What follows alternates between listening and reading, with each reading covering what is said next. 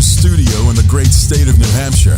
Welcome to the Sounds Like a Search and Rescue podcast, where we discuss all things related to hiking and search and rescue in the White Mountains of New Hampshire. Here are your hosts, Mike and Stomp.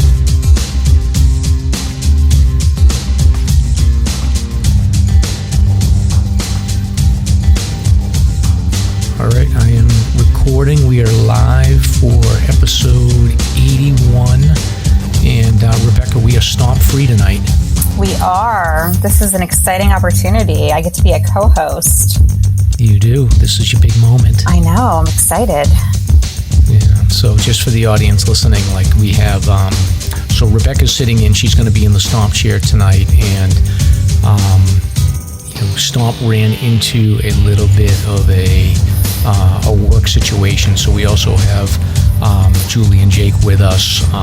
Their frequent listeners are going to sit in and share a little bit of their story. But Stomp just basically, ran into some issues. He's doing something at Lahoots. I don't know what he's up to. Like, I haven't talked to him, but he's doing something work related. But I'll ask him next show what the heck he's up to. But he was like, I'm just running way too late and I'm not going to make it. So it is what it is. But just starting off here, so we have breaking news on the Skyline FKT. So this is the fastest known time. So Rebecca, I don't know if you were paying attention or not, but Larson and Travis, I believe, were Larson and Travis had broken the Skyline FKT. We had given them a hand as a supported FKT back in August, but there's a new guy that just broke the record. And this guy's name is Mead Binhammer. So he took the record for the fastest known time for the Waterville Valley Skyline Loop in a time of 7 hours, 33 minutes. So it's a little over an hour faster than Travis and Larson's time. And he did it unsupported. So he basically carried everything that he needed. It was like a 33-mile loop. So pretty impressive. That's amazing. Yeah, it is. And this seems like there's a lot of this stuff going on. Yeah. And this guy, this is his fourth FKT this year. So he's set, he did the Greylock Appalachian Trail Traverse. Okay. FKT, he did Wachusett Mountain Infinity Loop. FKT unsupported, and then he did Monoosnock Ridge Trail unsupported. So this dude's tearing it up. His name is Mead Binhammer. So good for him. How do you spell his name? Binhammer. Binhammer.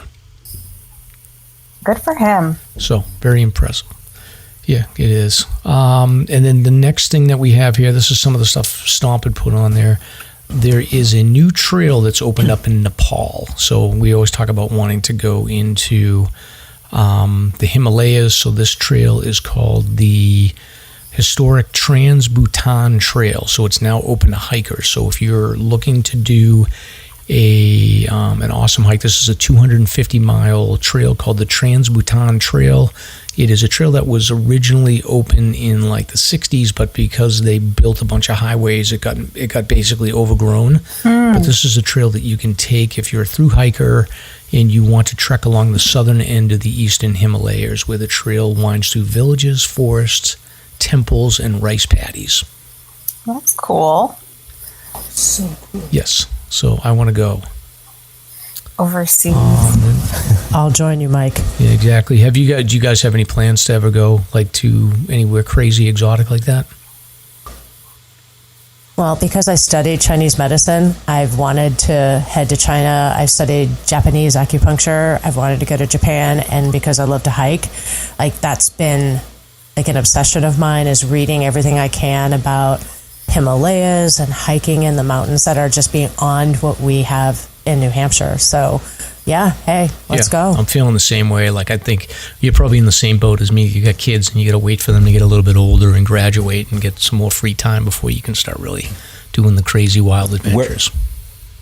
We're about the same age, Mike, and our kids are a little bit younger than yours. I still got my youngest has still got 5 years left of high school. Yeah, I got 2 more left for my youngest, so I'm like counting the days when I can get up to like hopefully move from Massachusetts closer to the mountains, but we'll see how it goes. That makes 3 of us. Exactly. But anyway, that sounds like a fun trail. Next thing that I have here is, and Rebecca, this is something you got to keep an eye on, catalytic converter thefts. Oh, gosh. They continue to be an issue, but Stomp had he put an article in here about some devices that you can buy to protect your catalytic converter. So I think the big one is the Priuses. They go after those. I don't know. You don't drive a Prius, do you? No, my car is really old and really not a good vehicle. If they heard my car, they would not take anything off of it. It's in rough shape. Really? Yes. You think you're gonna make it? Are you gonna make it all the way through the redlining with your car? It's gonna be a questionable. I'm at 215,000 miles. I put 15,000 miles on it in the last 62 days. Really? Yeah, it's gonna be. Well, I'm just letting it be what it is. Yeah, well, good luck. I just bought a new car, so it's a pain in the neck to go through that process. But it is sort of like it's like this like stress that sort of hangs over your head when you have a high mileage car like that. You're like, all right, when is it going to surprise me and blow up? But it is nice to have a new car. So I'm waiting to pick it up. It should be coming in a couple of days. It's my wife, not mine. So. That's nice though. Yeah, exactly. But these catalytic converters, there's a couple of them there's a couple of products that you can buy. One is a cage that basically wraps around the catalytic converter. It looks like it's a bunch of cables. There's another one in this article that is like an alarm that you can tie it to your catalytic converter, and then if anybody messes with it, it'll blast an alarm. And then the third option is a catalytic converter protection shield. And this is specific for Toyota Priuses. I guess the Priuses have like more of the precious metal in them than other cars. So it's crazy. But that's still an issue. The only problem with the cages is they're just going to cut more of the exhaust on either side.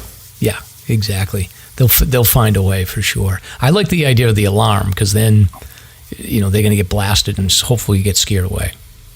Unless you're at a trailhead, then who's going to hear it? Yeah, true. That is true. Leave it to the mechanic to know that. Yeah, exactly. So next up here, I got a couple of true crime updates. I don't know if you guys have been paying attention. The first story that I have is there is a story out of Turkey.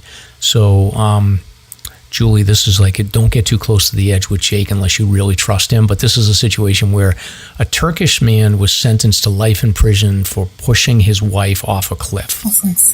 So you always got to be careful when you're on the edge here. But apparently they were on a little sightseeing tour or something. They got a little bit close to this ledge, and the husband decided that he was going to push his wife off the edge. So he got convicted of murder and sentenced to life in prison. Unreal. So I actually did a little bit of research on this because I remember reading about it or seeing it on the headlines the other day. It was for $25,000 in life insurance. Yeah. So it's not that much. It's not that much at all. Yeah. And apparently in Turkey, it's kind of a huge thing right now. There's been like 250 women murdered in Turkey this year. For life insurance. A good number of them. Yep. Interesting. So it is like, people do need to be aware. Like I tell my daughters, like, because I think about, there was an incident that happened on the Boulder Loop Trail that I've talked about on the show like multiple times. And it was like this husband and wife couple. The husband did not hike, and he was like, let's go for a hike. And the wife at the time was like, this is weird. And they went on the Boulder Loop Trail. And I don't know if you guys have been on the Boulder Loop Trail, but there's ledges there. And he went after her, tried to get her over that ledge, and she fought him off and, ultimately survived. She ran away, and they were able to sort of, like, I think she flagged down a couple of hikers that were there to protect her. But that case, I mean, that guy basically got off with a slap on the wrist. I don't even think he did any time, and he's still walking around down in Plastown, New Hampshire somewhere. So he's going to eventually find some woman to marry again, and I wonder what's going to happen with that. That's just ridiculous. I mean, it's a super popular trail too. Yeah, and it's a little scary, but I'll post in the show notes a reminder of that story. So just in case anybody's in the southern New Hampshire area, they can keep an eye out for that guy. That's crazy. It is crazy. So the next story, moving on, is and we're sticking with true crime. I got like 3 or 4 of these. There was an arrest made in the murder of a Concord couple. So we talked about this was basically a couple that was out walking on a hiking trail in Concord, New Hampshire. Gentleman by the name of Logan Clegg was arrested and charged with 2 counts of second-degree murder in the shooting deaths of Steve and Wendy Reed. This guy was picked up in Vermont on Thursday on a fugitive from justice charge related to the murders, and waived extradition. I don't really know the details here. I think that he was living in the woods out there, and it sounds like it was probably just a case of wrong place, wrong time, wrong person to run into, but really sad. Yeah, that's terrible. Yeah, really sad. I saw the headlines, but I hadn't heard any of the details yet. Yeah, I don't think they've really put a motive out, but my guess is that it's just a case of running into somebody at the wrong time. Wrong time. Speaking of running into someone at the wrong time, the next case I have here is a case we've never talked about, but this is a pretty famous case of 2 young teenage girls. I think they were 13, 14 years old in Indiana. This murder is known as the Delphi murders, and it's probably one of the most well-known unsolved murder cases that's out there right now. And there was a lot of frustration around this because the victims actually took pictures of the perpetrator, and they actually had audio recording of him as well. Very small rural Indiana town. But they had this weird situation where they investigated a suspect who had a Instagram account that he was communicating with the girls over. It was pretty likely that it was going to be that person. A lot of people thought that it was pretty likely it was going to be that person that actually committed the murder. Turns out that they were able to track DNA evidence, and they identified a local resident that worked at the CVS and lived within a half a mile of the murder scene. That wasn't on anybody's radar, and they ended up connecting the DNA from him to the murder scene and made the arrest. So I guess this guy basically flew under the radar, had an incident with a domestic incident with his wife, resulted in him getting arrested. They took a DNA sample from him, and that's how they made the connection. So It took 6 years for them to find it, but it's a pretty big story. So it gives me hope. I think of the Maura Murray situation, and hearing these arrests gives me hope, although I don't know about Maura. It just seems hopeless right now. Definitely for that one. I mean, you sent me down a rabbit hole on that one, listening to all kinds of podcasts and conspiracy theories, and there's so much that's really unknown about that case. Yeah, exactly. And then the last update that we have is not a solved mystery or anything. Well, it's a mystery that was solved. So there's a case called Lady of the Dunes, which is a case of a murder victim who was found in Providencetown, Massachusetts, on the beach in 1974. And as was common in the 70s and 80s, they weren't able to identify this person, estranged from her family, no information to identify her. So her body has been basically known as the lady. She's been known as Lady of the Dunes. Nobody knows who she was. They were recently able to do a DNA extraction from her remains and then used genetic genealogy to identify some distant relatives. And then by doing that, they were able to track her identity. So it turns out that she was a lady from Tennessee. She was 37 years old at the time of her death in 1974. Her name is Ruth Marie Terry. And they really they didn't give a lot of detail on how she ended up in Massachusetts, but hopefully they'll be able to start reconstructing what happened and come up with some theories. But it's pretty amazing. The technology has evolved so much that they can identify these old, unidentified murder victims. Yeah, it's crazy. Cool stuff. Isn't this exciting, Rebecca? It is, actually. I was actually listening to another different podcast, and they were talking about murders in national parks and I'm listening to this while hiking. So I'm like, this does not feel like a good idea. It's the last time I've listened to a podcast like that while hiking. Yeah, exactly. Definitely got me a little creeped out. Yeah, exactly. So next thing here that we've got is an update on a bear attack. So this was this happened in Maryland, and apparently this lady was out walking her dog, or her two dogs, two German Shepherds, and they stumbled upon a bear that was hanging around there, and I guess the dogs got into it with the bear. My theory would be that probably the dogs riled the bear up a little bit, and eventually the bear decided that it was going to attack the woman. The woman got injured pretty severely. The bear bit her in the head a couple of times, crushed her skull.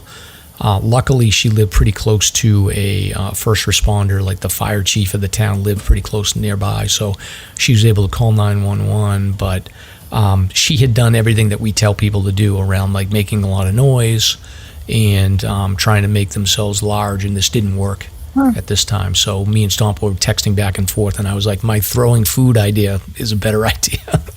Run away. I completely agree. I'm still a fan of the food and flip-flop idea. Yes, exactly. Throw the flip-flops or whatever. But have you seen any wildlife, Rebecca, in your travels over the last month or two? Not since June. Well, June I saw a moose, and then I've seen deer, I think a couple of times. I've seen a lot of moose scat, but no bears this year. I saw bears back in 2020 and in 2021, actually. A mom and her cubs. Awesome. Yeah, I'm hoping I don't run into anything crazy. Yeah, I don't particularly love running into animals. I definitely don't like it when people's dogs run up on me, because I usually end up screaming. Yeah. Because I'm not expecting it, usually. Yeah, I feel the same way. Like, I love seeing the dogs, but sometimes if they come out of nowhere, it freaks me out. So, we have a dog that we don't usually take with us when we hike because he's a big black dog.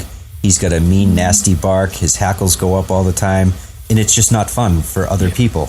Even though he's a very friendly dog, it's just not fun for other people. And then other dogs come running up on him that aren't leashed and don't know what to make of it. It's always interesting. Like, I feel like if I had a dog and it was off leash and it didn't have good recall, like, it would stress me out. And I think a lot of times, most of the dogs I see that are off leash, like 9 out of 10 times, like they don't even look at me or bother me, and they're under good control. But every once in a while, you'll get this dog that'll just run up out of nowhere and like try to jump on you or whatever. And I find that those owners aren't stressed at all. I would be a wreck, like afraid that the dog was going to like run into a porcupine or get a mad hiker or something, get in an incident. But I'd say probably more like 95% of the dogs I run into are pretty cool, though.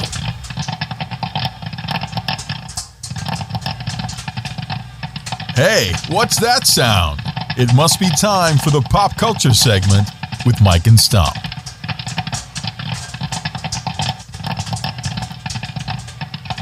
All right, so moving on to pop culture talk here. So originally Stomp wanted to talk about this reality show called Love is Blind.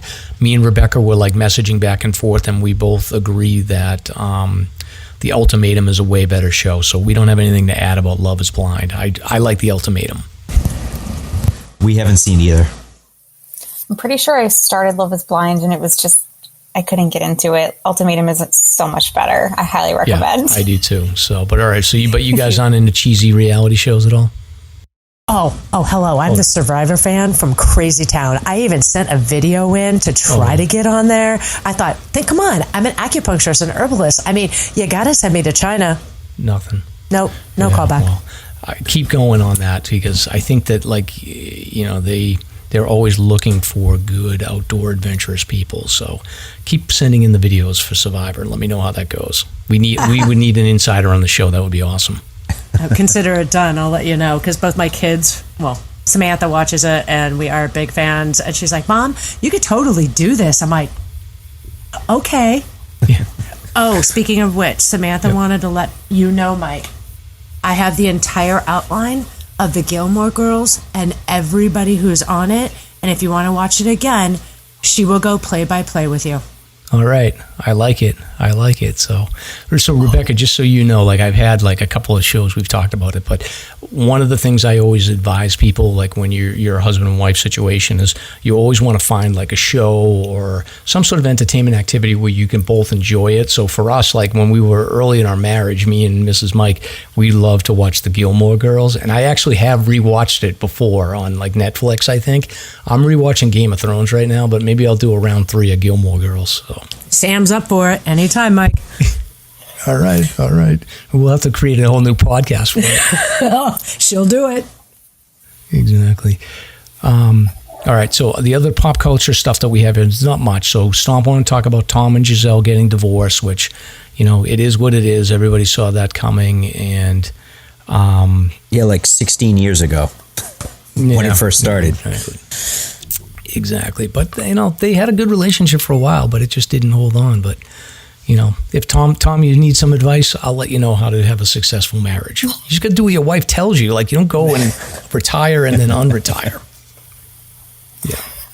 Yeah, I actually wasn't really up on all that. I kind of fell out of the loop with things pop culture lately, and I had to read up on it before this recording. And my understanding is that Giselle was the one who was making the majority of the money in the relationship. I don't know if that's accurate or not. That she was kind of and then I don't know what ended up happening after that, but she definitely came in with more money. Yeah, I was never really a huge fan of that relationship. I always thought it seemed a little like it wasn't necessarily going to work out. Yeah, see, I liked it because he was winning Super Bowl, so I was like, it's working. But I think my theory is that you're right. Like, she was making more money than he was in the beginning of the relationship, and then she was like, I'm going to step back and raise the family, and then you're going to make the money. And I think that he always sort of like was pretty flexible in his contract situation. She probably wasn't too thrilled about that, but he never demanded like the top money that he could have. And then I think when he retired, she was like, all right, we're moving forward with our relationship. And then he, I think that he just was like, I need to, either they were going south already and he was like, I got to get back into the game, or he changed his mind. And then she was like, I'm done. My opinion is that they were going south already. And when they said it's over, he came back and now it's all finished. Yeah, I think so. But good luck. I'm sure they're both going to find new partners and be very happy very quickly. So money and looks has a way of making that happen. So last things I got on pop culture here is Stomp's Fantasy Pants podcast debut is set for November 14th and November 21st. We will send out links on that over social media, and we're looking forward to that. And then the last thing Stomp put in here is that Avatar 2 is coming out on December 16th, and the movie's going to be 3 hours and 10 minutes long. So I think I'll wait until that hits the streaming services. I don't think I'm going to go to a movie to watch that. originally it was over 4 hours. They cut it down to 3. Yeah, I can. I don't even remember like the first one that well. I didn't even think it was like that great. I mean, visually it was cool, but I'm not gonna. I think I'll wait until it comes out on Disney Plus. Well, then I guess the podcast is something to shoot for. I mean, let's see, what's the longest podcast you guys have had? Yeah, I think we've done 2 hours a couple of times, so we'll see. Well, if you get about 2 hours and 45 minutes, it's a trip from Massachusetts up to North Conway, so let's go. It is. We can do that. All right, so next thing here is I'm going to be doing sponsor and coffee talk. So just give me 1 second to pull up all my info. Stomp sent me everything. So for donations, we got one donation from somebody. So thank you for whoever that is. And then as far as our sponsors go, we want to, again, welcome Fieldstone Kombucha, New England's premier craft kombucha. They ship to New Hampshire.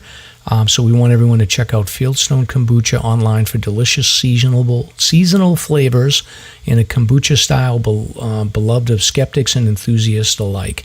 The perfect non-alcoholic drink, post-hike drink, and if you're interested, shipping is available for retail and wholesale.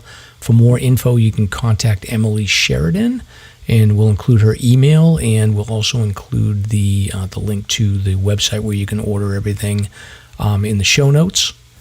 We also want to thank Spinner's Pizza, family owned since 1994, specializing in hand-spun thin crust Italian pizza with their own homemade sauce. So go ahead and visit them in Andover on Dascombe Road. Also want to thank Eastern Mountain Sports, your northeastern go-to for outdoor gear, guidance, education, and more since 1967. Check them out at ems.com. And finally, a special thanks to our sponsor, Rek-lis Brewing, where you'll enjoy the best food, craft beer, and fun just 15 minutes from Franconia Notch, close to many 4,000 footers and less than 10 minutes from the Five Corners. So that was usually Stomp's routine, but I had to plow through that. What do you think, Rebecca? Did I do okay? I think you killed it. All right. Sounds like you knew exactly what you were doing. Awesome. So want to welcome everyone to episode 81 of the Sounds Like a Search and Rescue podcast. This week we're joined by friends of the show, Julie and Jake. So we're excited to have them share with us some of their hiking stories, and we'll also dive into some topics such as hiking with kids, finding time to hike when you have such a busy life. We're going to talk a little bit about couple dynamics on the trail and their experience with wilderness first aid training and a bunch of other topics. Later in the show, we're going to give a rundown on the latest trends in hiking gear that you never know you needed, but you're going to want to buy after hearing about them. And then we'll wrap up with some recent search and rescue news. So I'm Mike. I'm Rebecca. Let's get started. Exactly. So first thing here is beer talk. So I've extended my sober October, so I'm not drinking beer, but I have a tart cranberry from Fieldstone Kombucha, so I'm enjoying this right now. You guys got something here, Jake. What do you got? I've got something called Hold My Juice Box by Hobbs Brewing. What is it again? Hold My Juice Box. It's an IPA, double IPA from Hobbs Brewing. Out of Ossipee. Yeah, they're right there on right in Ossipee. Awesome. You drinking anything, Julie? My go-to, sip of sunshine. It just makes me happy when I drink it, and it's just, I have one, and like just with a little sip, I'm like, feel like I'm full of sunshine. I know that sounds so cheesy, but it's just my go-to, my happy. I like to have it after hikes. I like to have it after a long day. So my sip of sunshine. Yep, I've had those quite a bit too. I like those a lot. So good. Rebecca, you still not drinking? Yeah, I don't drink. This is my water bottle. Yeah. Look at my nice sticker. I was just going to say, I saw the sticker when you were drinking it earlier. Yep, got to represent. So sober October was easy for you then. Mm-hmm. Awesome. All right. So recent hikes here. So Rebecca, I guess we might as well just so for the audience's memory. So Rebecca's been on the show a few times. We've talked about your story around hiking, struggling with cancer, the whole deal. I think that's sort of in the rearview mirror for now and hopefully forever. And then you've been quietly working on your White Mountain redlining, tracing, whatever we want to call it here. So you were on the show, I think, episode 63, and the plan was to do the entire White Mountain guide in 14 months, and you're doing a fundraiser deal for that as well. Mm-hmm. Are you on track? Are you feeling good about it? What's the update? Yeah, so I am, I think I'm at 29.5% right now. I just finished my 60-second hike. I'm going out tomorrow to do some more trails, and then the next day, and then Sunday. So I'm hiking between 3 and 4 days a week, and then the days off I work. So it's been kind of a lot in terms of the work and the hiking. But yeah, it's been going really well, and I am on track. I'm also working on the 100 highest on top of it. So like it's tracing and the 100 highest. So I'm at 30 out of 100 for the 100 highest, although I've done many of these many times.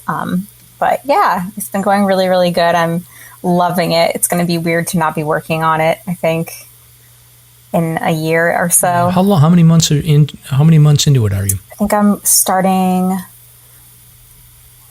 I'm in my 4th month or my 5th month right now. So I started June 19th. Okay. So October 19th was fun. And then you're at 30%? Yeah. So I'm not really looking so much at the percent. It's more the days that I know how many days I have total. So I think it was like around 206. So I'm almost, not almost halfway, but kind of almost halfway. Because once I get to 100, it's roughly halfway. So. Got it.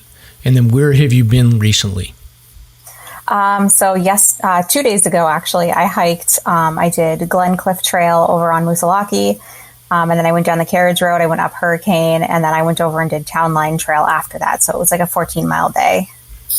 Were you over in like Mount Langdon in Stanton in that area too? Yes. That was the 2 days prior to that. Okay.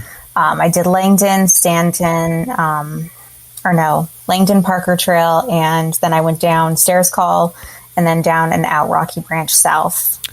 So. Okay, yeah, I'm interested. And then I'll be over in the Speckled region. Got it. And are you doing like sections all in the same area, or you just bounce around wherever you want? It's all based on the weather. So I have specific hikes that I need to accomplish before winter because of like the roads are closing or the trails are not going to be broken out. So like the next 2 weeks, I have very specific hikes that I absolutely would need to get done, kind of to set myself up for success. So it's all based on weather. It's not based on area of the state. Interesting. I'm always so fascinated. Like I always think about it. Like I feel like the last time I tallied things up, I was like a little over 50%, but it's all just dumb luck. Like, yeah. I'm not managing anything on purpose. But I just did actually. I went up and did Whiteface. I hadn't been on Whiteface in probably about 3 or 4 years. So I went up Blueberry Ledge, and I got on trail at like 6 in the morning. 6:30, and I was like, I can probably catch the sunrise from those lower ledges on Blueberry. There's like 3 ledges. So I got up to the 3rd ledge before you get into the next climb, and I was able to get the sunrise. It was like there's some trees blocking it, but it was pretty cool. But like Whiteface was awesome. There's nobody up there. I was by myself, and when I came down, I saw a bunch of people, but it was just a quick up and down. So that's all I've been up to. That's great, though. Yeah. And Julie, Jake, you guys been anywhere recently? It's been a couple of weeks since we've been out. Kids and family have kept us busy. Last place we went was Eagle Mountain in Jackson, which was we were up at the house in New Hampshire for a weekend of work, and we're like, kids aren't up yet, got to get out and do something. So it's just a quick hour and a half up and back. Got it. And you guys are close to Jackson? Yeah, we're in Intervale, which is Bartlett. Okay. All right. So like that area we were just talking about, like Stanton and Doubleheads. It's right around the corner. All that area. Yeah. I've been meaning to. I think my next hike is I'm going to do that section of I think it's the Mount Stanton Trail, but I'm going to try to park in that neighborhood back there and then hike to Mount Parker and then come back on that ledge section there. I haven't done that, but it looks like a pretty challenging hike. I think it's going to be like 4,000 feet of elevation gain. So before we bought our house, we used to rent a house in that neighborhood, and we've done Mount Stanton from that trailhead probably 6 or 7 times. We used to do it with the kids, and they didn't like it because it is pretty steep. But it's not that bad. Yeah, I think that's going to be my next hike. I might try to do that actually this weekend if I can free up, but I don't know if I'm going to be able to get the time. But just moving on to another topic here, before we get into talking with Julie and Jake, Rebecca, there's a guy that I follow on YouTube. His name is Adam Hoyt, and he does like these videos. I don't know if you guys have heard of him or not, but I saw a video that he put together for the 5 hardest terrifying 25 elective trails. So there's like 20 required trails for the terrifying 25 list, and then there's like I think 14 elective trails. And the deal with the terrifying 25 is you got to do the 20 required, and then you can pick any 5 of the electives. So he put together, in his opinion, the 5 most difficult elective trails. And I thought the list was pretty good. And I wanted to give him a shout out because I've been enjoying his videos. So his name is Adam Hoyt. I'll link to his YouTube page, and basically his rundown for the 5 hardest electives is the Willie Range Trail. So that's that ladder section going up from the south section of Mount Willie, which I agree with. I've done that in winter, and it was like pretty sketchy. The next is the Blueberry Ledge Trail, which I was just on, and I would agree that like there's some sections on that are pretty tough. The third is the Beaverbrook Trail going up Moosilauke, so I think that's a good call. Then he said Castle Ravine Trail, which I've never done. I've done the Castle Trail and I've done Israel Ridge, but Castle Ravine goes right up the middle, and I think that's like a bunch of hopping over like different brooks and river crossings. And then the last one is the Wildcat Ridge Trail. So I think those are the 5. Like I was looking at the other ones. The only other one that could potentially, I think that those are the 5 that I would have picked as well. So I think he did a pretty good job on that. I don't know if anybody has opinions otherwise. I did Castle Ravine in 2020. I remember it being, it's a lot of rocks, a lot of loose rocks. It's very similar to King Ravine if you've done that one. Mm-hmm. So, but yeah. Yeah. I got to check it out. I really like Israel Ridge, but I haven't done that section. But like you've got to do. Have you done a lot of that? Like the Mount Adams redlining. Like there's so many trails on the bottom of that mountain that it's crazy. I've done all of those trails except like maybe 5. I have like 1 hike left to have completed that whole area. Like if I actually, for overall in my entire life of doing this, I have all that whole area done almost. Yeah, well, that's impressive because it's like a confusing spiderweb of trails down there. So I'm impressed.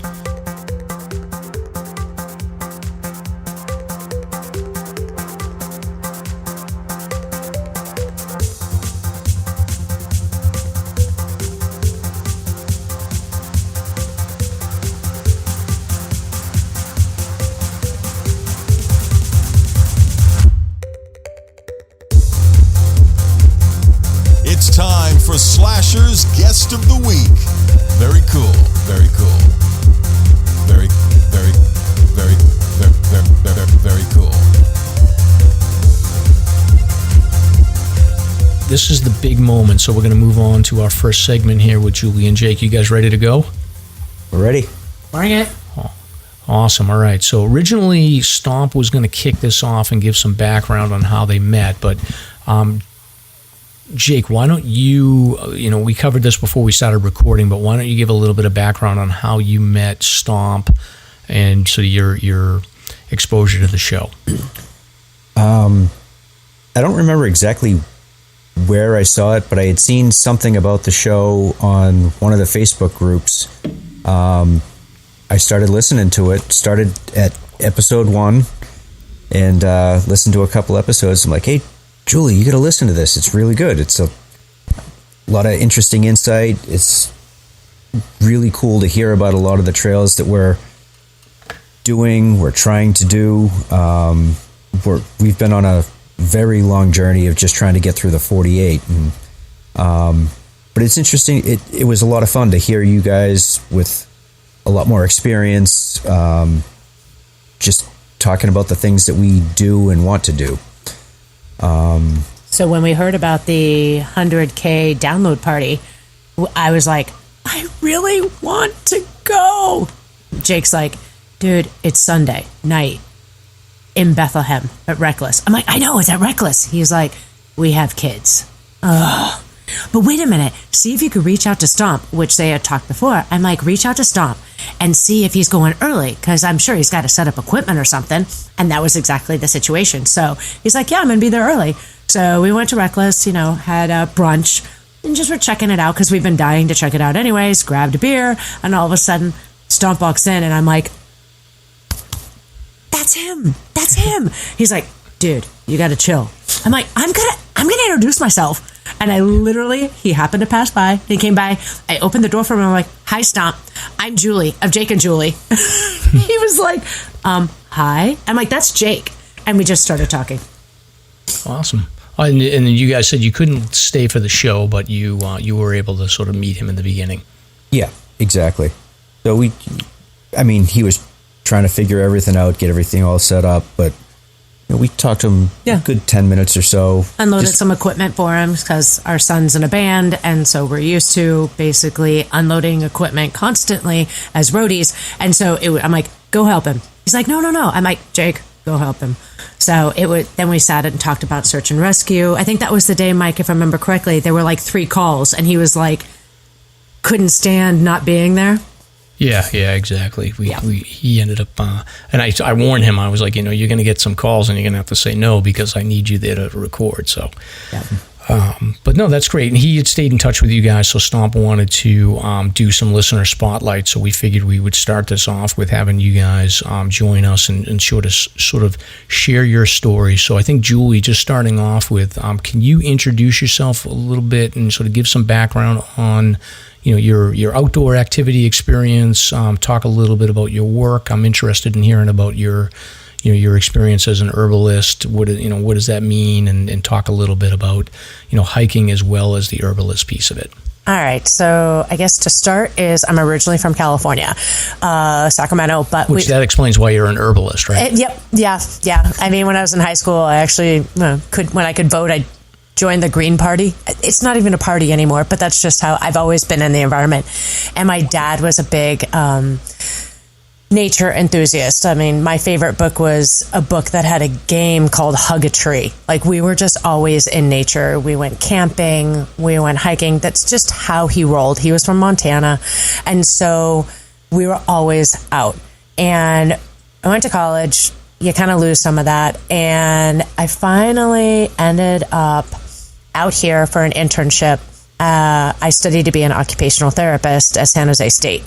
And I came out here and I fell in love with it. Went home for a year, realized I wanted to be back in Boston. And so when I came out here, I didn't do much because I didn't know where to go. Also, I was limited. Yeah, I had a car, but I'm not going to just start driving somewhere. I'm still trying to figure out the South Shore or Boston and make rent. How it goes when you're in your 20s. So finally, actually, we met, and this guy has been in New Hampshire more than I could eat. I was like, where is New Hampshire?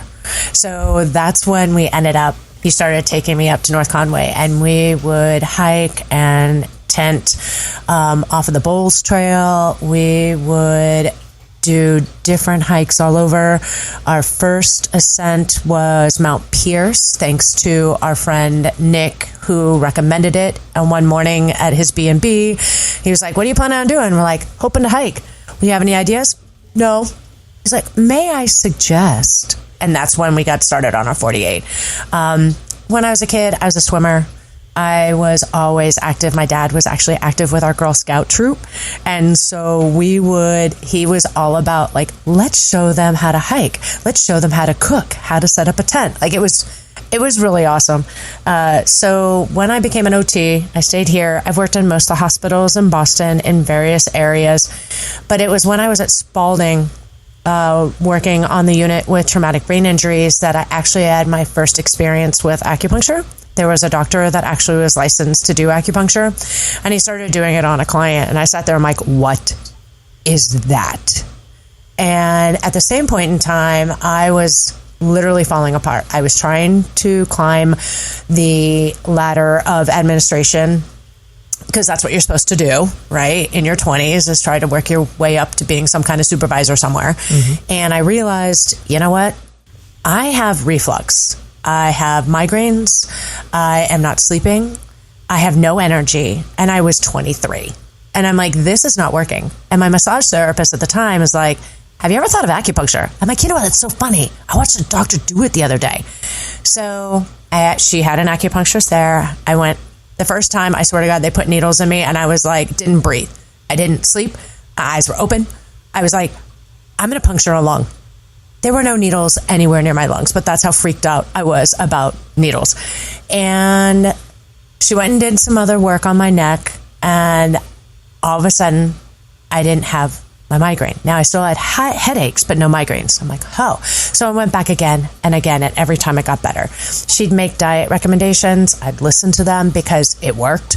And finally, I was like, okay, I want to do this. How do you do it? Well, there's an open house at the New England School of Acupuncture. And I said, all right, I'll go. And I went, and I listened to all the lectures. I walked out going, that's what I need to do, and I have no idea how I'm going to afford it. So I talked to my dad, got some loans. We made it work. I started in 2002. I graduated in 2004 with a dual master's in traditional... 2005. What did I say? You graduated in 2005. I graduated in 2005 with a dual master's in traditional Chinese medicine and Chinese and Japanese style acupuncture. Started my business, and it was rough going, as anybody knows about starting a new business. But my background in OT for so many years helped me with understanding Western medicine, integrating it with Chinese medicine, and then also that bedside manner and the rapport that you need to have with clients. So from there, actually, I am still working. I'm 17 years into it. I own the Marlboro Wellness Center in Marlboro. I have a bunch of practitioners that work with me. In terms of the herbalist side, everybody asks me, ooh, does this herb work for this? Or can you treat that? Or I get those questions all the time. And when it comes to hiking, Jake is very serious about his hiking. He likes the really challenging stuff. Me, I'm happy just literally a walk in the woods. Ooh, look at that mushroom. Ooh, look at that flower. And I mean, there'll be what were we doing? Oh, Madison. Like, I was just dinking around. He's like, honey, if you don't get moving, we're not going to make it up and down. And I finally looked at him and I'm like, well, oh, how many more miles? He goes, however many. He goes, oh, okay, let's get going. Pretty orange mushroom. Oh, do you see that? And I just keep going. In terms of mushrooms, they're so fun to look for, but you have to know what to look for. And like I always tell people, whenever people ask me, oh, do you know anything about them? Would you go and harvest them? No. I am not a mycologist. I'm not a botanist. I'm an herbalist. Don't touch them if you don't honestly know what you're getting into, because it can get dangerous. And there was, I think, Mike, being from Massachusetts, you probably heard the story coming out of UMass Worcester about the mom and the son who recently went foraging. The background is they were from Malaysia, and so they were foraging for something that they thought was what they were used to, and they had tested it the way that they know culturally to test it. Unfortunately, they didn't realize that the mushrooms here are different than in different countries, and they came across an amanita, and that's the most toxic that you can have. So that's a sad story that happened, but I always tell people when it comes to mushrooms, honestly, go with somebody who knows what they're doing, or just do your research before you do. I have a friend, he's been foraging for years, and I would love to follow him sometime, but I ask him and he's like, don't. Follow me first. Like, yep, I'm the first person that's going to say that. Not going to take the chance. Yeah. Now, a question for you is so the Eastern medicine and the acupuncture, do you have a perspective on, and again, I don't have any background in this, but like my impression is that there's an aspect of sort of the physical impact that whatever remedies you're using with your clients, there's a physical impact on that, but I feel like there's also a psychological aspect. Like if you've got somebody that is manifesting their psychological issues in a physical way, and then you're working with them to provide tools, whether it's Eastern medicine or Western medicine, is that how much of that factors into it? Like, how, and I don't want to say psychosomatic, but like, is it because you're giving them a tool and they see like, okay, I'm following a process, and that process is going to allow me to lift the stress that's causing the physical pain that I have? See, this is a fantastic question. And like people, if they were watching this video right now, they see like all my facial expressions going, oh, this is a great question. See, traditional Chinese medicine, it is not like Western medicine. So Western medicine is very research-based. It's very clinical. It's black and white. If you have this diagnosis, you take this medication, right? Oh, well, we have a couple of medications. You could try different ones based on what we think might be happening. And you have to remember, traditional Chinese medicine has been around for 2,000 plus years. So if you think back that far, they didn't have lab tests, they didn't have blood draws, they didn't have what we have now in terms of the technology and the research. All they had were the seasons, the spirits, the religious beliefs, and what they could feel, experience, taste, touch. So when you go back to those basics, that's what makes this medicine a science and an art. And that's why I love what I do, because a lot of people come in saying, I have hip pain. And I sit there going, okay. And they go, and I play tennis. And I'm sitting there going, yeah, okay. We treat the whole person. We don't separate. I am not coming in to just work on your hip. I actually had a client today. He came in. We're working on some anxiety. He told me about his blood pressure. And then the first thing I started asking is, how's work doing? How's the real estate doing? The real estate deal that you got going on? How's your son doing? You know, and I started asking all those questions because I realized and I knew that emotional component, that stress, that spirit component is affecting his body. But sometimes we, in our upbringing in Western medicine, don't put those together. We have them separate. If you have an emotional or a psychological issue, you're going to go to the psychologist or the psychiatrist. If you have an orthopedic problem like a hip or an elbow, you're going to go to the orthopedist. But the nice thing with Chinese medicine, it is all one. We treat the whole person. There is no separating of spirit and physical. So when you ask me, okay, is this psychosomatic? It's all tied together. I'm treating it all. And that kind of blows people's minds because they come in saying, okay, you know, I have hip pain. And then I find out they've got other stuff going on and I can treat it all at the same time. And all of a sudden they come back and they're like, I slept amazing. Yep. Yeah. I can guess. I always feel like there's, there's obviously going to be some people that sort of like have this stigma around like, you know, I don't have anything wrong with me mentally. And I think a lot of times like some of the physical pain that manifests itself is due to psychological factors. So I guess it doesn't really matter. Like if the acupuncture is having a physical, is solving a physical issue, even though it may be, you know, just the core, the root of it may be psychological, but like if you need a physical intervention to solve that, then what does it matter one way or the other? And most people come in my door with a pain condition, but it's like peeling an onion. So as I work with them, I'm peeling off those superficial layers of pain and we get to the root of the problem. And that's the key in Chinese medicine, is treating the root of the problem, not the superficial stuff. If I figure out what the root is and what the issue is, all that stuff is going to fall away. The hip pain's going to be gone. The migraine's going to be gone. The sleep problems are going to be gone. I'm treating what truly is happening here. And that's what's different than sometimes the Western medicine approach. And it's just a different training, a different thought process. But yeah, the first thing that people come into the clinic is usually with some kind of physical issue. Actually, I have a question for you about that. So, okay, go for it. I've been reading this book. So I had cancer, as you guys have heard. Mm-hmm. Yep. And I've been doing a lot of reading about this. There's a book called The Body Keeps the Score. I'm not sure if you've heard of it. I haven't read it, but yeah.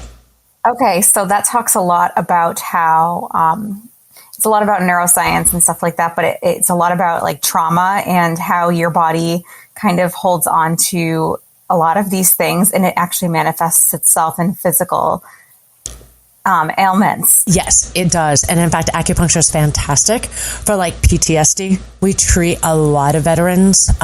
We treat, actually, believe it or not, a lot of survivors of pretty traumatic medical issues, be it motor vehicle accidents, heart attacks, cancer.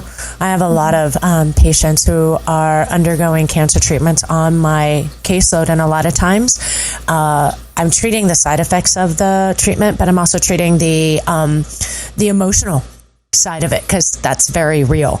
There's a whole theory on how trauma is stored in the body and why acupuncture can actually access that, which I won't bore you guys with. But yeah, let me tell you, I haven't read the book. It is on my book to read list, but acupuncture is very powerful for trauma.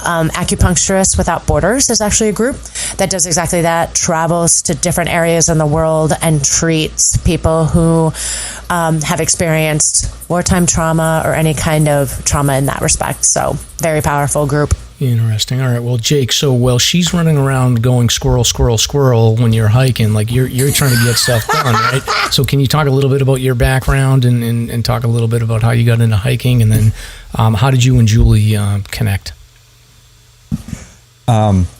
So I kind of got into hiking by accident. I was a rock climber. Me and a friend of mine used to drive up to New Hampshire 2 or 3 weekends a month from late spring till late fall, early winter. And all right, we're already here. I got the weekend off. All right, it's raining, so we're not going to rock climb. We're not going to go climb Cathedral Ledge in the rain.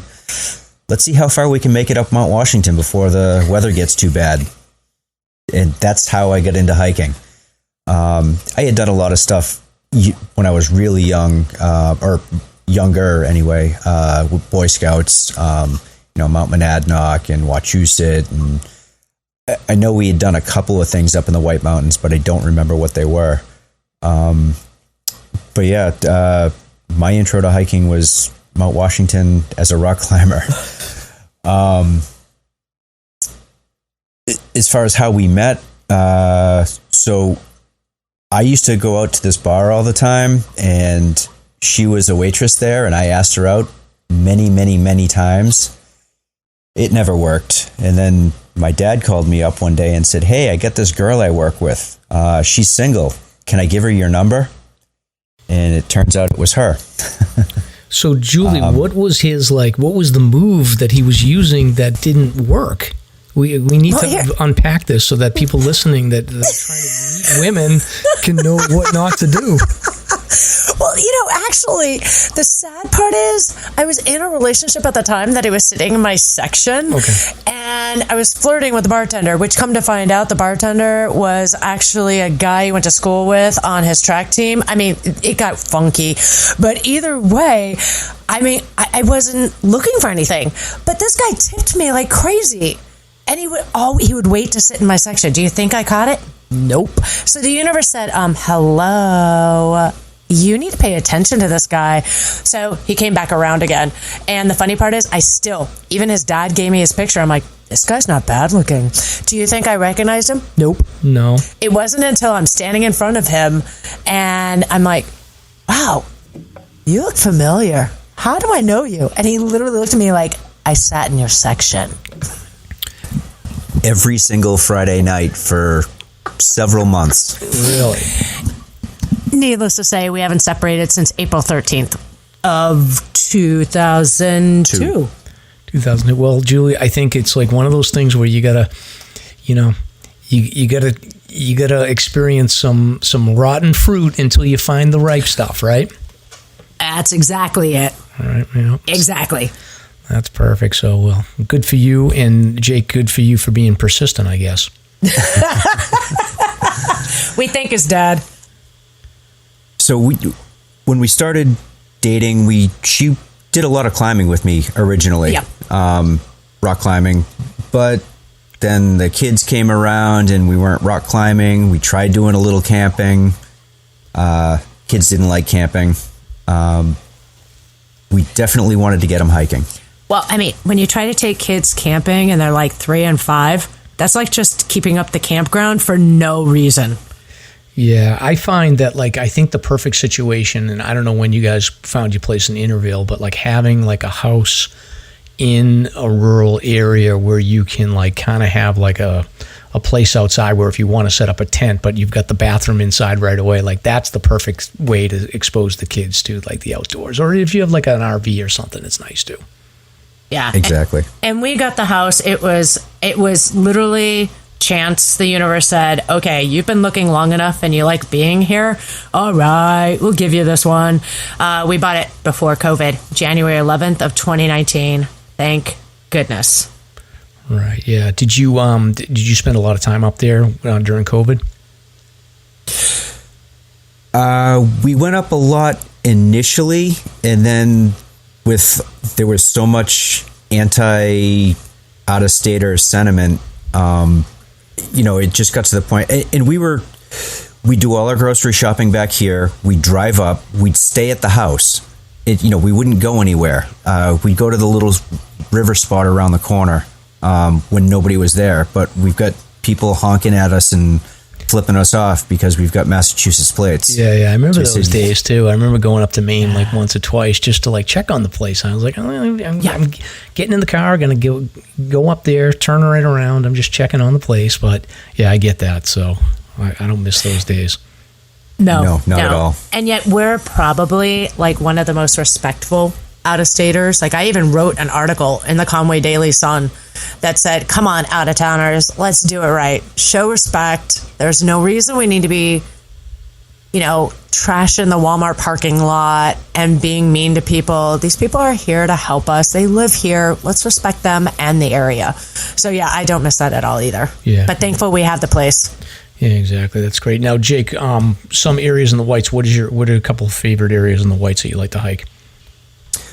I like the longer, steeper, more out of the way places. One of my favorite hikes is I just did Great Gulf Wilderness, the Great Gulf Trail, a month or two ago. That was probably one of my favorite hikes I've done in a long time. I've got a friend that's trying to trace, redline, whatever you want to call it. He's like, I haven't done this yet, Jake. You want to do it? Yeah, I'm up. Let's go. Yeah, that is one of my favorite trails, like just hiking along the West Peabody and then getting out to Spalding Lake and that whole area, or Spalding Pond. It's awesome. It's so different than in any of the other trails. It's like Middle Earth. Yeah. I took pictures, and we came down when went up the Great Gulf Trail. We came down Wamsutta, which was so over. I couldn't see my feet. The branches are hitting me in the chest, and it's just so overgrown. I'm like, this is awesome. Now I bet there'd be some great mushrooms out there. Yeah, it's a great area there, and I highly recommend people check it out.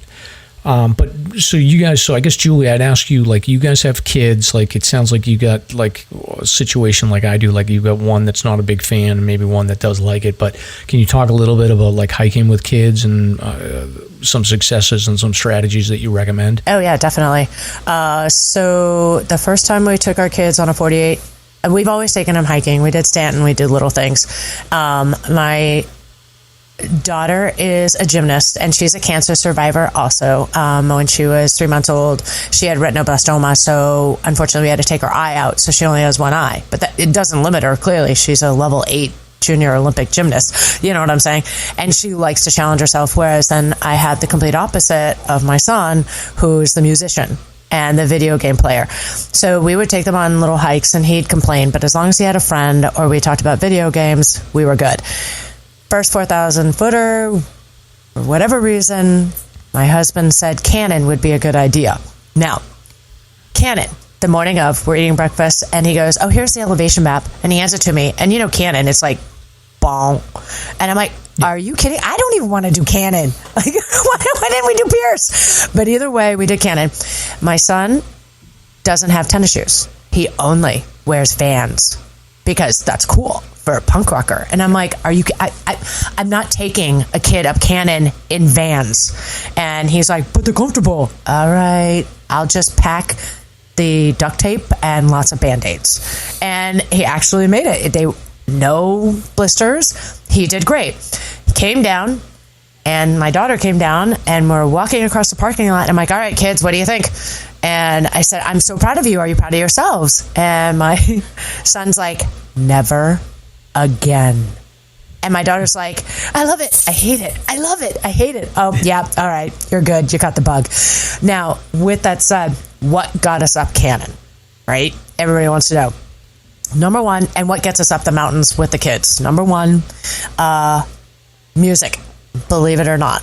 When they get, you'll get in your head sometimes when you're hiking, right? And you're like, why am I doing this? This is uncomfortable. Why do I keep doing this to myself? And you have to kind of stop the loop. And so we found music works. So Samantha will put in a playlist or the Hamilton soundtrack. And the Hamilton soundtrack's at least, what, 2.5 hours long? Good. I've got at least going halfway up. Nate, going up Cannon, it was all this rap artist that he loves. And unfortunately, in order to get him up, he has to talk about it. So I had to listen to, I had one earbud in and he had the other one as we're listening to this music, and he has to comment on it as he's going. So I'm like, okay, about 3 hours into it, I'm like, if I listen to this anymore, I might just die. But it got him up. Also, food. Of course, we've heard this on prior podcasts. What motivates your kid? If it's a slice of pizza, is it Starburst? Is it licorice?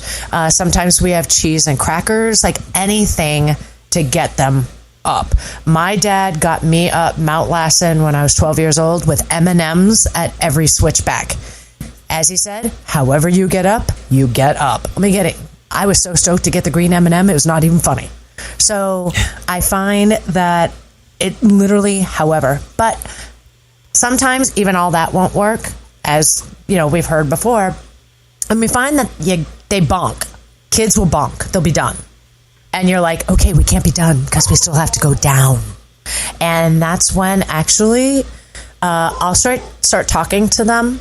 And sometimes that works. And bad dad jokes and dad being goofy and talking about just teenage drama and whatever they want to talk about will help get them down. A favorite conversation that we like to have is, okay, where should we go on our next family vacation? Or what's your ideal vacation? And let me tell you, we've had some great ones. There's Costa Rica. There's let's see, we're going to Paris. Where else? I think we want to take a cruise to Alaska. I mean, all these things that I'm sitting in the back of my head going, no, we can't afford this. But at the same point in time, it gets them thinking out of their head. So I find no matter what age, when they were younger, it was just get them talking about random stuff. And we could talk about Minecraft for an hour and we'd be bored out of our gourd, not listening, but they'd be up and coming back down. So it is really what works for the kid and the parent and where they are in the age and their capabilities. That's what we found. Got it. Now you guys, hopefully Nate will get back to it. Yeah. Now you guys have, so you're both trained in wilderness first aid, and you had a hike on Mount Washington where you ran into a search and rescue situation. Were you with the kids on that? Samantha's first ascent on Washington. Our daughter was with us. Yep. Okay, so basically you're both hiking Mount Washington. Were you going up the Jewel Trail? We went up Ammo, and she was loving the hike up Ammo. It was her favorite hike ever. I can't wait to do this again. And we knew that the weather up top wasn't great, but it wasn't that bad. We were prepared. It was windy. It was like 50 mile an hour sustained winds. It was about low 40s, and it was super foggy and rainy. She was still doing okay going up. Her hands started getting cold, though, and the one thing I didn't pack was gloves, because I thought as we're moving, that would be fine, and I had some liners. But she said, my hands are getting cold, Mom. And I was like, oh, wait. And I pulled socks out of her backpack, and they were like smart wool socks, which would have been better than like my liners. So I was like, here, put them on. This will be fab. And it's like a mitten, so it keeps your fingers together. So I'm thinking, okay, this is a smart idea from a mom and hiking standpoint. Well, as she was hiking up, she started getting in her head. And so she started talking to herself with the socks as puppets. She goes, I'm having fun. Yes, we are. There's another rock. So her trail name is Sock Puppet. Oh, nice. but we got to the top. We got to the top. We got the pizza and the macaroni and cheese and everything. And then we had to go back out in the cold, in the wind. And it was so foggy. It was, only 20 or 30 feet of visibility. So it took me a minute to get my bearings. All right, we're going. Yep, I know exactly where we're going. We're going down here. Take the right, take the left, take the right again. We went down. Yeah, we went down to Gulf Side Trail, but I wanted to grab another little trail that I hadn't had yet to slide over to Gulf Side Trail to to go down Jewel. That's when on the, when we were coming down. When we were coming down, it was just much windier, much colder, much more rainy, and that's when we, we ran into the search and rescue situation, which somebody else had actually already taken care of. But we came across somebody who had passed away on the trail. Yeah, and that's always. I mean, I can't imagine what that feels like, but there's really not much you can do. But you both have wilderness first aid training, so if something ever did happen, obviously you'd be available. But how do you, I guess, process that? Is it just, you can only do so much in that situation when somebody's already passed, but it clearly, like, you're already on a difficult hike, and then you've got to kind of process that on the way down. It must be kind of a weird feeling. It is a weird feeling. So I was in the lead because Julie was hanging back with Sam, trying to keep Sam out of her head. And, when I first came upon it, I looked at him like, this has got to be like a training scenario or something. This has got to be a search and rescue training scenario. No, I think that's actually a person. So I immediately called 911. And they're like, they put me through to Fishing Game. Fishing Game said, yep, there's somebody that's been performing CPR for an hour now, and we told them to move on because the weather's not safe for you guys to be here. He's passed. So there was another group that came up behind us while I was calling 911, a group of women, and I kind of tried to push Sam past it, and Sam was like, I'm fine. It's a dead body. I get it. Okay. I grew up in a Catholic family. My daughter's been to plenty of open casket funerals, so she's seen a dead body before, and she's read Not Without Peril. She's read Ty Gagney's works. Both the Ty Gagney's books, and she knows what can happen up there. Yeah. So it was kind of it's an unfortunate situation, and there's nothing you can do about it. It's sad, but we need to keep ourselves safe and move on.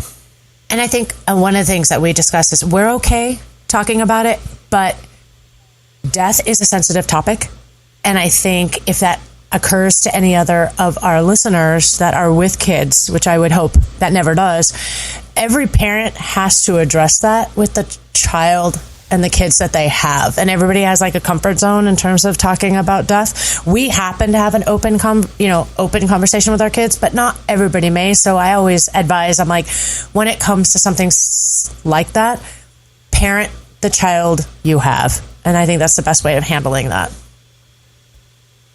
Yeah, that makes sense. And then as far as Just sticking with the hiking with kids piece of it, do you find, like, obviously your son sounds like he has different interests, but does she ask you guys about, like, oh, I want to go on my next hike, or is it just kind of occasionally that she goes out? Oh no, she's definitely, she was the one who wanted to do Mount Washington. She's like, I want to do it. Let's go. I'm like, you've only done Cannon. You really want to go for the big one? She goes, yep, let's go. I'm like, all right. So we had her do some research and make sure she knew what she wanted to do.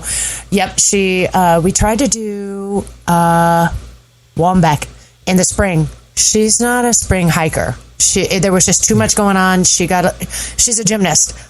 There's not much body fat going on there. So she got cold very quickly. So taking that into account is something that we had packed enough, but she got in her head again, and we're like, you know what, this isn't worth it. So let's try it again. So we try to do most of it when it's warm. On that particular hike, there was no snow at the bottom, but as soon as we started going up, it's a classic. It was that wet, mushy snow that, you take 2 steps forward, you slide back one. She's a small person. She wasn't having it. And she's like, I feel like we have to go. Sam, right now you're moving slow enough that we're getting cold, this mountain isn't going anywhere. Yep. It'll be there in the summer. We can do it again. Yep. I don't have to get to that summit. Yep. We can turn around. So now, do you guys do a lot of winter hiking in general? I think in the notes there you said you've done winter hiking. You've used a guide, I think, to learn. But do you keep it up on your own now? Yeah, my second ascent on a 4,000 footer was Mount Washington in the winter with a guide. I don't know what I was thinking, but it was awesome. I'm thankful I had a guide. In terms of winter hiking, Jake does a lot more than I do. I enjoy it, but I am not that technical, and he's the one who likes the technical. He likes to challenge himself. They tried to do a Prezi Traverse in the winter, but the weather just wasn't working, and you got to Grey Knob. Yeah, we were. It was myself and the friend of ours. So the B&B that we used to frequent was trying to do a referral program with a guide. So the owner of the B&B was saying, well, I can't give you referrals unless I use you and can actually personally refer you. So that's how we did Mount Washington with them. And that's how we did our attempt at a winter traverse. But the on that particular trip, the weather just didn't. The traverse, the weather didn't cooperate, and Nick was having a hip issue, and we said, you know what, it's time to call it off. We got up to the Madison Hut, and we said, you know what, we're not going to summit Madison. Let's start going across Gulfside Trail, and decided to go down to Grey Knob and just call it because the weather was coming in faster than it was supposed to. And we have most of the equipment that you need in order to winter hike, because thankfully your podcast has actually helped us with a lot of that information. One of the things that Stomp had mentioned to me is, okay, what about like equipment or clothing for women in the winter? And I find actually all the recommendations, and Rebecca helped me with this too, all the recommendations that you guys have made and have had conversation about are the same. But I find depending on how frequent we hike and what our body type is, sometimes I need an extra layer, just depending on, like how much fat we have. In addition to that, comfort is key, depending on pants and other things that we have to put on because our bodies are different. Like, for example, Jake actually and I were having a conversation. My calves are just huge. I was a swimmer. I just have big calves. So mountaineering boots and some of the pants are really difficult for me. So what do I need to do? Sometimes I have to get a bigger size. So when it comes to winter hiking, to make sure that for women's bodies, you get what fits us, which is different than men's bodies. Correct me if I'm wrong, Rebecca. It's something that we have to constantly think about. And sometimes we need an extra layer. What do you think, Rebecca? Am I right? I agree. I also think that one of the hardest types of advice to give someone is proper gear, because everyone is so different. And to say that this is a blanket expectation that these are the items that you're going to need is basically, in my opinion, impossible. You also have to take into consideration the weather, and especially when you're hiking in the winter. So I 100% agree. I think I'm not a man, so I'm not 100% sure if it's different for them, but it seems like it might be a little easier for them because they don't have as much diversity in terms of their physical shape and things.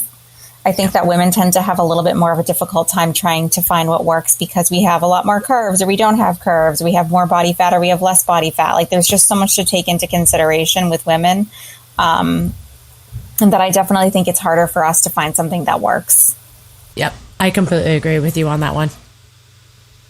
And we tend to travel heavy.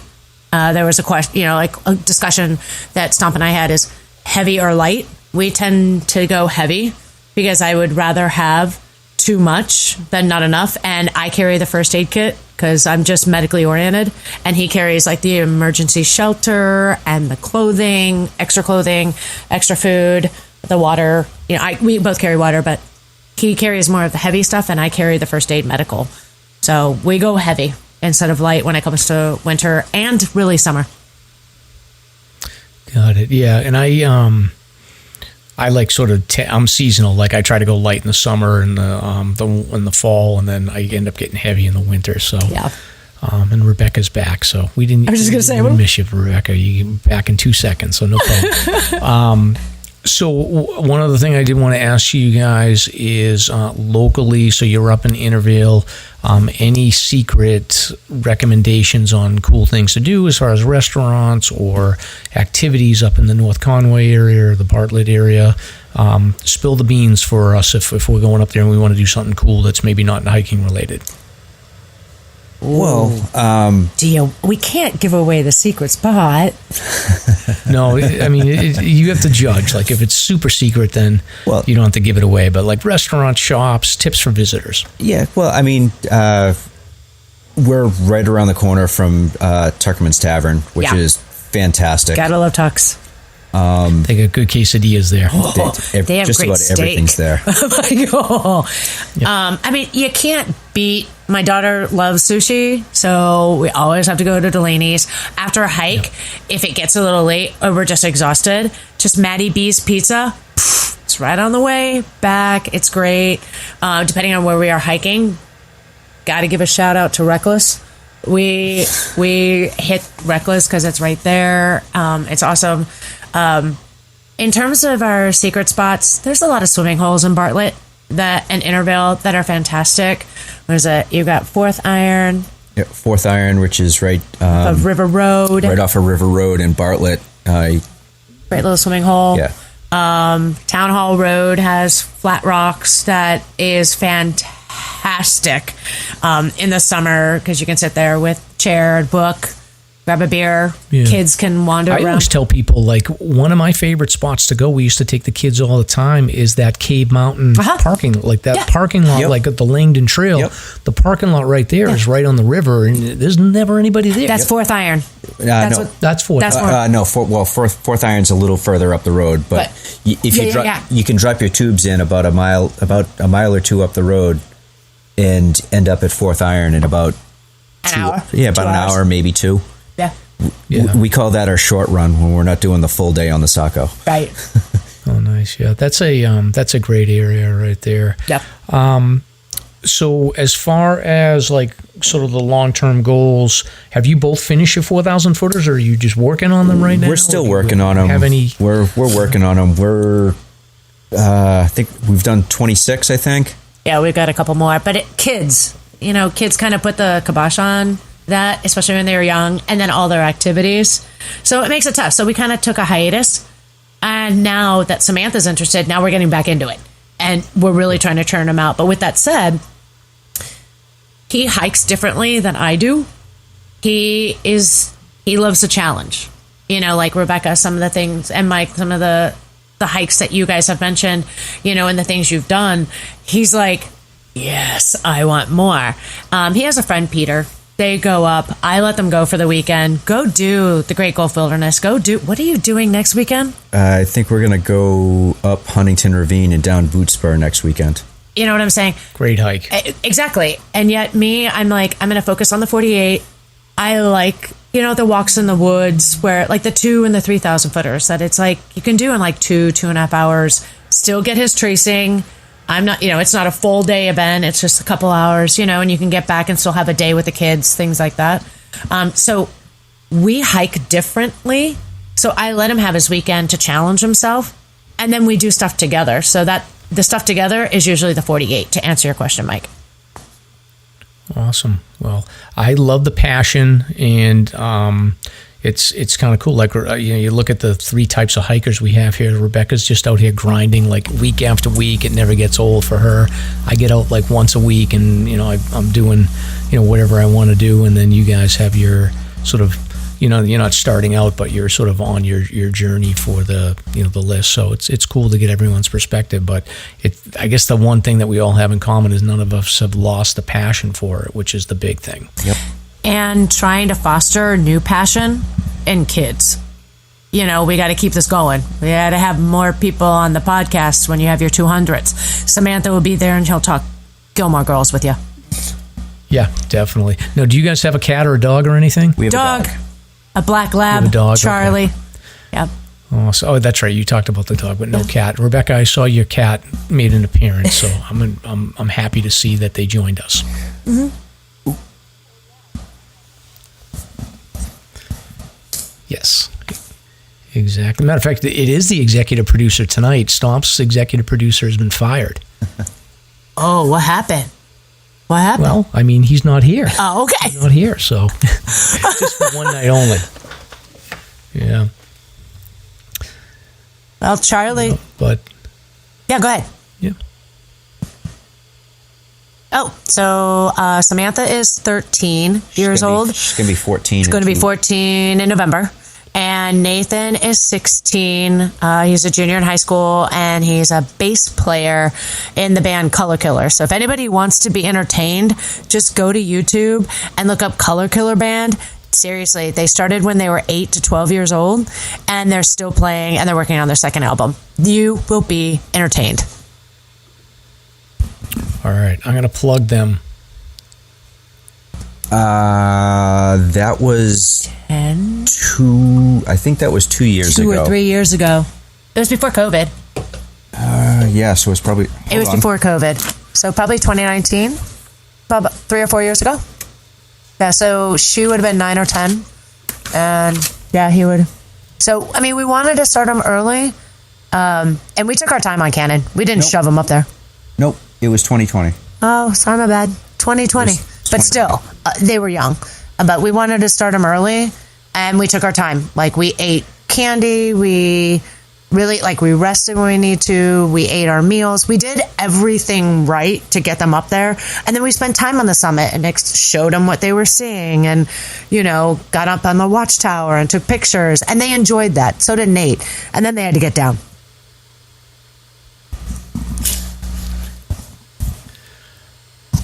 Right? It's not over till you're down. Right. It's the van celebration. When you get to the parking lot, that's when you can truly celebrate, not the summit. Yeah, exactly. But all right, I'm looking at Color Killer right now on YouTube, so I'm gonna plug them. The thing that I'm interested in is I want to listen to their version of Sweet Caroline, because I have my daughter's Caroline, so I'm gonna listen to that. They actually see how it is, but they look pretty cool. They got the colored hair and stuff. Oh yeah. So that's probably an older video because they're all either bleach. Yeah, it's like 3 years. Yeah, they're all either bleach blonde or one kid shaved his head. Yeah. But yeah, they learned that song because they actually played on Jersey Street at Fenway Park before a Red Sox game, probably 6 or 8 times now. Yeah. Oh, that's awesome. So yeah, I'll plug them on the show. We'll put some stuff in the show notes for them, and hopefully when they break big and they become huge, we want to get front row tickets to their stadium show in Gillette. So do we. They've actually played. They were actually the youngest band ever to play the Warped Tour. Yeah. Really? They played the Warped Tour in 2018. Or they, down in Mansfield, on the Full Sail University stage. And there's actually a movie that was made about them, about us, called Young Punks. Called Young Punks, a punk parable. Get a chance to see it. Oh, it's making the scene in the rounds in the movie scenes, the documentary scenes, and Film it was festivals. Film festivals, and it was actually on PBS. Really? Yeah. All right, I'll check it out. I'm gonna have to get. You're gonna have to send me the link. I'll put that in the show notes too. Oh, it's on YouTube now. We'll send the link for YouTube. Yeah, we can do that. Send it over to me. All right. Awesome. Are you ready for Slasher's weekly gear review? All right. Well, moving on to segment 2 here. Stomp had he wanted to do a quick summary of. We're going to talk a little bit about some gear, and he found this article from Trend Hunter, which is like this hiking gear recommendation. So this is basically Stomp was saying this is hiking gear that we didn't know that we needed, but we really want after finding out about it. So I'm going to run through this bit of it and just get your perspective. So the link here has like a slideshow, and he had broken down the things he thought were most interesting. So first is a solar panel cell charger, which I still don't get how those would work in this area of the country, but I actually have one of those that I've never used. Yeah, I can't imagine. It must be. It must be a little bit tricky to. I guess it's waterproof solar chargers, but it must be tricky to get enough charge on those. The next one that I think is interesting is a topographical map bandana. So that's actually a good idea, like having a map of the White Mountains as a bandana. Right? 2 for 1. Yeah. Just make sure it's sweat resistant. Exactly. Like that thing would last about 5 minutes with me. Yeah, I'm like, I don't think I want Mount Washington tattooed on my neck. Yeah, exactly. But anyway, that would be interesting. The next is a hybrid dog canteen and bowl. So I think this thing converts from a canteen into a bowl, so it can hold the water, and then it turns into a bowl where the dogs can drink. So kind of cool. And then another one that he had pointed out was there's a sting/bite-proof clothing. So this must be, I would assume you'd be able to use this for like bushwhacking as well as like bite-proof clothing, but I'm thinking it's a little bit too heavy for my taste, but I'd have to check it out. Or is it just covered with permethrin? Could be covered with permethrin. I'm not sure. Oh, maybe not. I guess it looks like it's just a bug net. So it looks like it's a mesh. It's basically like a bug net for your hole that goes on your legs. You have to look at the picture. That's just screaming, please, I want to get stuck on a stick somewhere. Yeah, it's weird. Right? Yeah, it's very weird. Another one that he had picked out is electricity generating backpacks. These are never good. So this generates electricity from walking and hiking. Like, that would this can't be like ultralight. I refuse to believe it. And how do you do that? What's the wiring? I don't know. And I'm sure it's going to do great on river crossings. Yeah, it's called the GoKin backpack, and it generates electricity from walking and hiking. I'm wondering if it's another solar thing, but I don't know. I'm not going to look into it. Static electricity from your legs? Yes. This is another one, fire starting footwear. So apparently this boot has like a fire starter inside of it or on the outside of it somehow. I could just see, I'm like, sparks on the rocks as you're climbing down just doesn't sound good in the fall. Yeah, I don't like it. But a Swiss Army phone case. So this basically, it has like a knife on the side of the phone case that pops open. Again. I don't know. Seems a little extra. That just screams search and rescue by accident stabbing yourself. Yeah. Kind of like, wasn't it Stomp with the bear spray? I could see Swiss Army knife, upper leg injury. Yeah, he can't be trusted around that stuff. So I wouldn't put a knife in my phone. This one's good. Lightweight foldable hiking boots. So these boots, they're basically like slippers that fold up. So they're not going to last long in the White Mountains. Nope. And yeah, so I'll include a link to this. There's another one here, this crazily compact sleeping bag. Cedar Summit rolls up to fit in the palm of your hands. That actually may be legit because Cedar Summit's usually pretty good stuff. So out of these, I think 1 out of the 60 is pretty good. But I'll include a link in the show notes to all this gear. And a lot of this stuff is like stuff that you didn't know you needed and you probably don't want, but it may be fun to try. I don't know, Mike. Mike, didn't you start using the tree hammock? I'm kind of curious if the tree teepee would work for you. That just sounds dangerous. Well, I've been hammock camping the last 2 times I was out. I did just a traditional hammock. Like I have an Eno and I have an underquilt, but I have seen those like the hammocks that are flat and they turn into a tent. But I think they're too heavy. I think that's the problem. Is I looked at them and I think they're about 6 pounds. So it's just too much. Yeah. You're not saving weight by hammock camping with that one. Yeah. Yeah, exactly. And generally, like compared to my tent, I'm usually about 1.5 pounds over because I've got the underquilt, the hammock, and then I've got the tarp as well, and then all the associated, stakes and all that stuff. It ends up being about 1.5 pounds over what I would have with just my tent. But it's a comfort thing, so I don't mind doing that much. But that's about the limit. I wouldn't want to do anything much more heavy than that.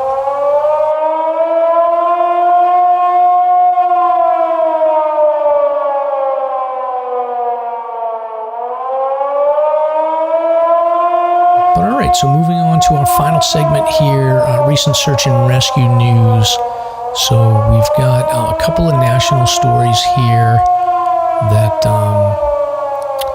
I'm pulling up. So a man and a teen are accused in the deaths of a hiker and his dog in Lewis County Trail. So this is in Lewis County, Washington. Charges have been referred to the prosecuting attorney's office in connection with the death of a hiker found on a trail near Walport Lake, and the coroner ruled this a homicide. So on August 20th, deputies found a man dead on the 101 trail approximately 4 miles from this Walport Lake, identified as a 46-year-old man from Portland. According to the deputies, a 20-year-old man from Tenino and a 17-year-old girl from Rochester had left the trailhead around 9 p.m. the day before this gentleman was found in order to hike to a campground to meet a family member. While hiking on the trail, both individuals stated they heard growling noises and saw eyes of what they believed to be a wild animal. The man fired a single shot towards the animal. A short time later, the two advised that they checked the area and located a deceased male and a dog. They stated that they continued to hike. So it sounds to me like this 20-year-old guy thought that this was a wild animal and ended up shooting the guy and his dog by mistake. And right now, the investigators have charged both the 20-year-old and 17-year-old with first-degree manslaughter and first-degree animal cruelty. So, kind of a weird case.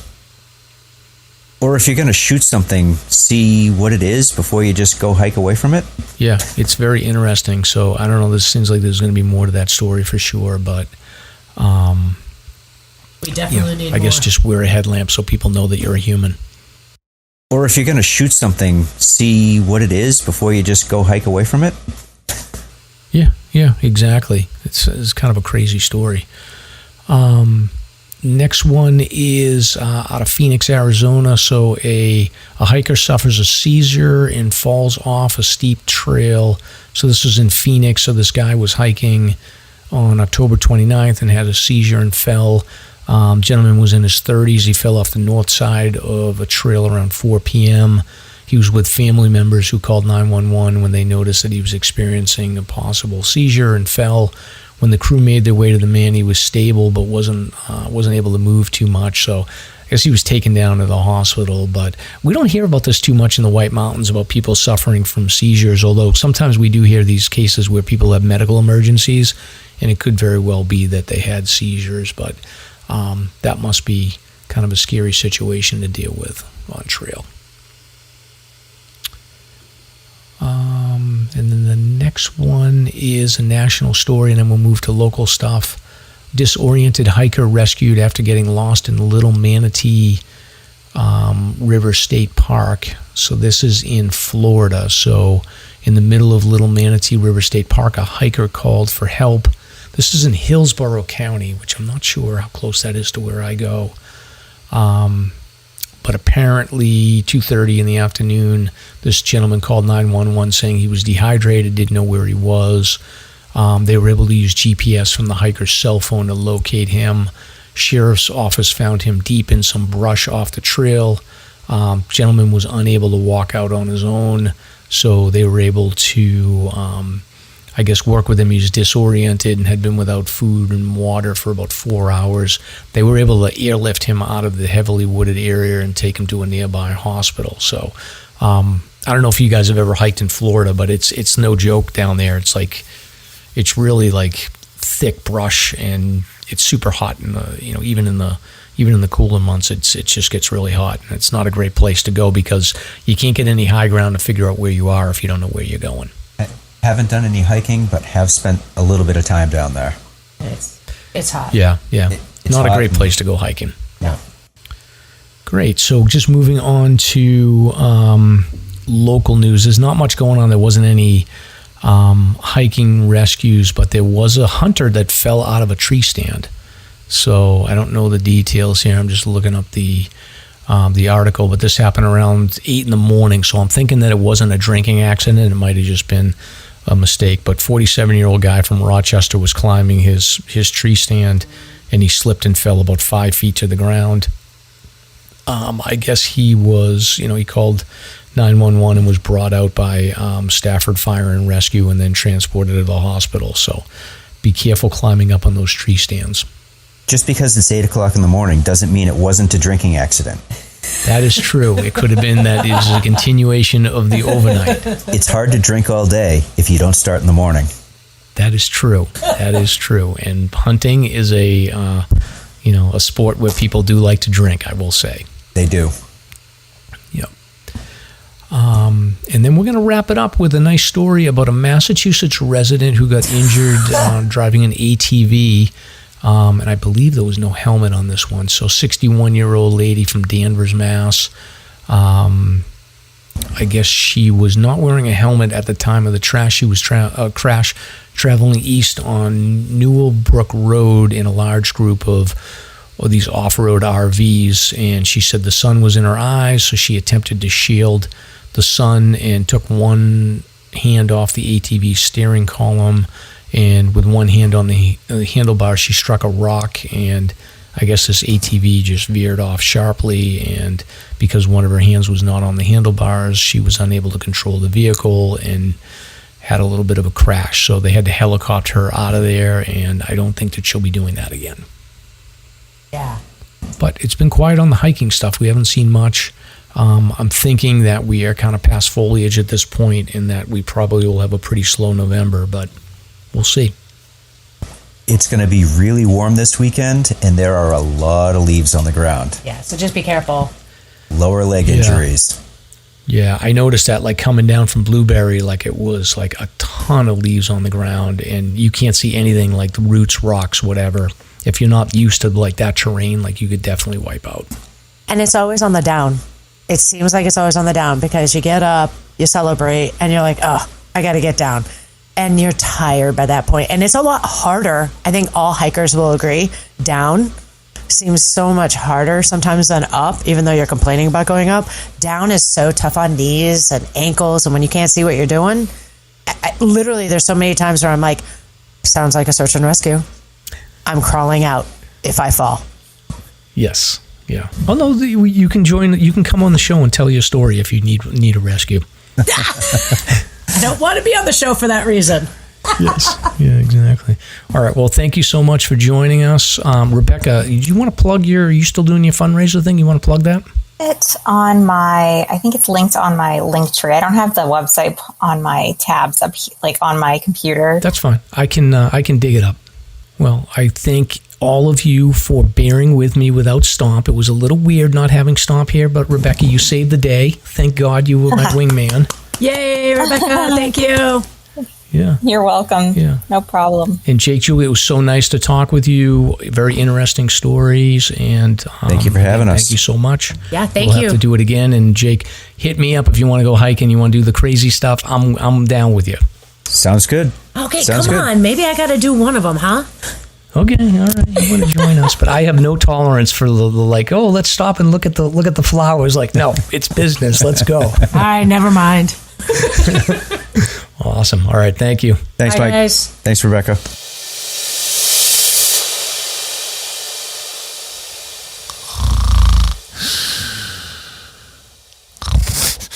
Hey, it's Stomp. I just want to, well, first of all, it's like almost midnight on Thursday, November 3rd, and I'm editing this episode for everybody. I just wanted to apologize for not making it. I just got tied up. Jake and Julie, thank you so much for coming on. I'm so bummed I didn't get to chat with you. And Rebecca, thanks for filling in. That was awesome. And Mike, come on, you killed it. I'm actually only doing this now because I got a funny story that was sent to us literally yesterday, so I just wanted to share it with you before we call it a night. So get a message from Caden. Caden Stefan is the name, and this was a direct message. And the message starts by saying, was on All Fails, aka All Trails, earlier and saw this, and then there's an emoji with the old face slap, like, oh god. Thought you guys may also get a nervous chuckle out of it. So if you click on the picture that he sent over, it's an All Trails image of Artist Bluff Trail, moderate risk, moderate difficulty, 4.5 stars, ranked by like 3,200 people, like pretty crazy. And it's got the basic information for Artist Bluff. Most people know this. Artist Bluff is the northern tip of Franconia Notch, and over the last several weeks with the foliage, it was a mob scene, just crazy. But this is funny. So he sends this over, and I'm looking at like, okay, Artist Bluff, what's going on here? So the next image is a screenshot of some of the comments that people were leaving, and this one comment is in the list here, and it's an individual. I won't even give the name, but this is what this person wrote. Here we go. Are you ready? Here we go. Quote, "Not sure what happened, but I clicked on the driving instructions or directions from this app, and it brought me to a hike on Mount Lafayette and Lincoln. It was dark, and I wasn't familiar with the trails. I assumed I was on the right hike. My fault for not checking. By the time I realized it, I was 2 hours in, crossed a river 3 times, and the incline was getting steep. I wasn't prepared for a 4K foot hike. Learn from my mistake. Just be aware that the driving directions may not take you to this hike. I'm sure the real hike is beautiful. I hope I get to try it again sometime." All fails. It's great stuff. So, Caden, thank you very much for sending that in. It's hilarious, and just beware, people. And I hope you enjoy the show, and we'll see you next week. All right, bye-bye.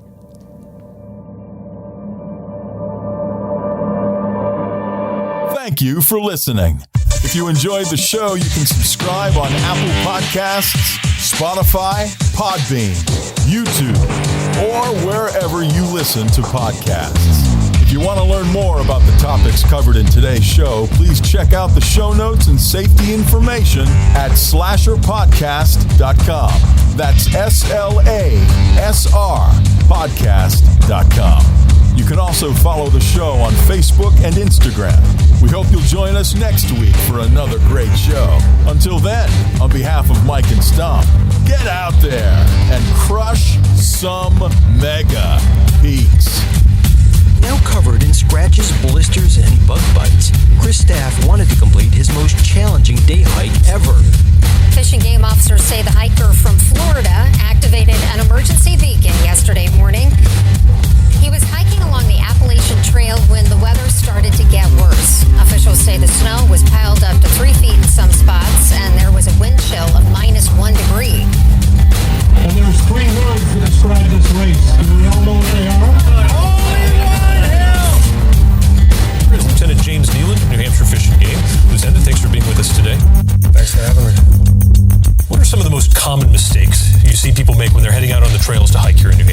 seems to me the most common is being unprepared, and I think if they just simply visited hikesafe.com and got a list of the 10 essential items and had those in their packs, they probably would have no need to ever call us at all.